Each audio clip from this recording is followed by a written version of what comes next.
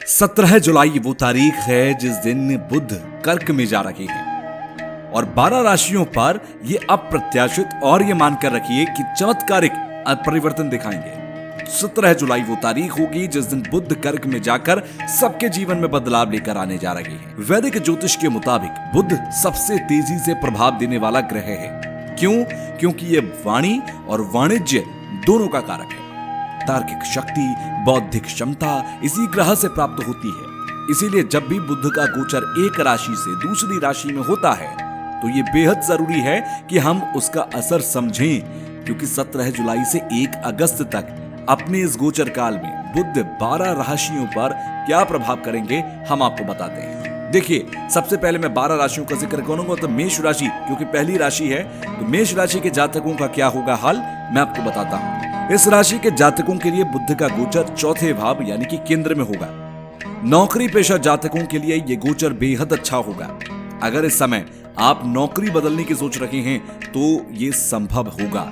जिन लोगों का खुद का व्यवसाय है उनके लिए कर्क में हो रहे बुध का गोचर बेहद अच्छे रहने वाला है। दूसरी राशि है वृष राशि।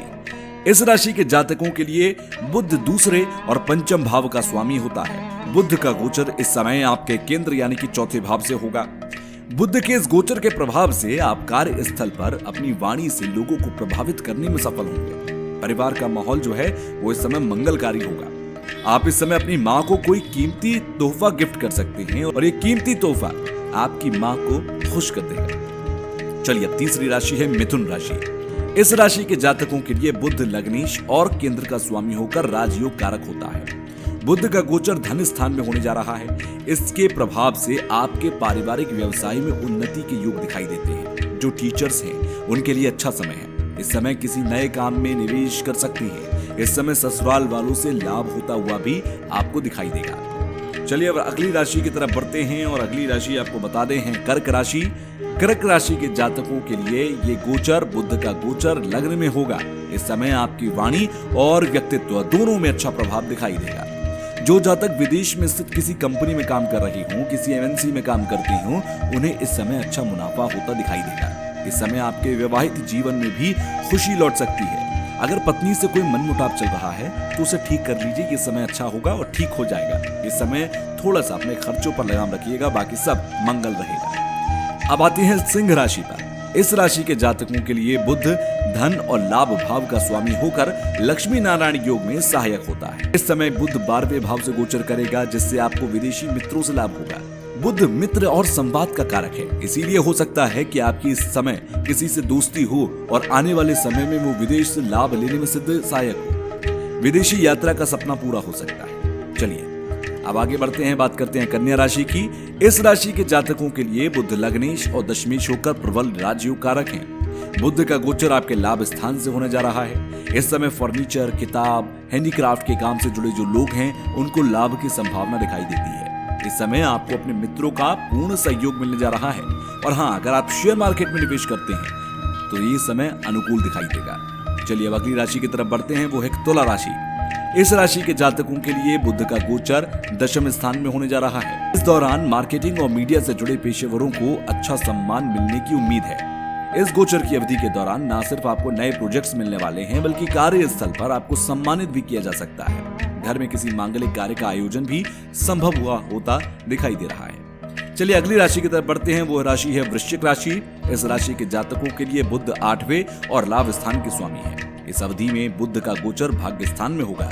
इस समय आपको इस गोचर में मिले जुले परिणाम मिलने वाले हैं। इस समय काल में आप किसी धार्मिक यात्रा पर जा सकते हैं। आपको वाणी से जुड़े कार्य में सफलता मिल जाएगी और साथ ही साथ लाभ भी मिलेगा।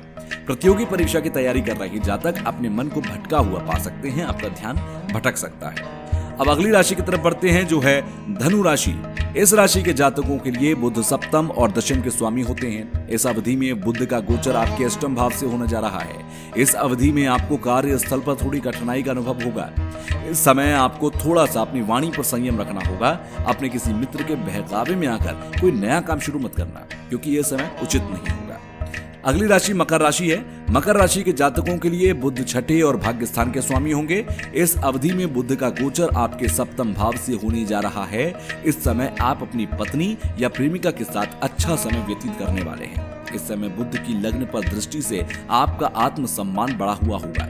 मित्रों से लाभ और मौज मस्ती की संभावना भी दिखाई दे रही है, यानी कि इस समय आपके लिए अनुकूल है। अब आती है कुंभ राशि। इस राशि के जातकों के लिए बुध पंचम और 8वें भाव के स्वामी होते हैं। इस अवधि में बुध का गोचर आपके छठे से होगा।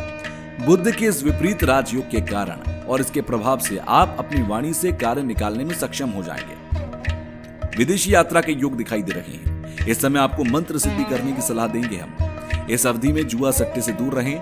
अपनी प्रेमिका या प्रेमी की भावना की इज्जत भी करें, क्योंकि ये समय बहुत अनुकूल होने जा रहा है। अब आते हैं मीन राशि पर। इस राशि के जातकों के लिए बुध चौथे और 7वें भाव के स्वामी हैं। इस समय बुध का गोचर पंचम स्थान से है। इस अवधि में आपकी मित्रता किसी से प्रेम में बदल सकती है। आपके मित्र सहयोग करेंगे और छात्रों के लिए समय बेहद अनुकूल है। अगर आप मीडिया या व्यापार से जुड़े हैं तो इस समय आपको पूरा लाभ होता दिखाई देगा। तो ये बुध का गोचर आप 12 राशि के जातकों के लिए क्या रहेगा, कैसे रहेगा, ये मैंने आपको बताया। आगे तमाम ग्रह जो गोचर करेंगे, राशि परिवर्तन करेंगे, क्योंकि हर ग्रह आपके ऊपर एक अलग असर डालता है, वो हम आपको बताएंगे। और कई ग्रह अगर एक साथ गोचर करते हैं या राशि परिवर्तन करते हैं तो उन सबका मिला जुला किस तरह का असर रहेगा, ये भी हम आपको समय समय पर बताते हैं। अगर आप हमसे पहली बार जुड़े हैं तो आप हमारे चैनल को सब्सक्राइब कर दीजिए, जिससे कि आपको समय रहते आपकी राशि से जुड़ी चीजें आपको पता लगती रहें। और भी डेली रूटीन से जुड़ी हुई बहुत सारी ऐसी चीजें होती हैं जो ग्रहों नक्षत्रों से ताल्लुकात रखती हैं, उनसे संबंध रखती हैं, आप नहीं जानते हैं, वो भी हम आपको बताते हैं। इसीलिए हमारे चैनल को सब्सक्राइब जरूर करिए।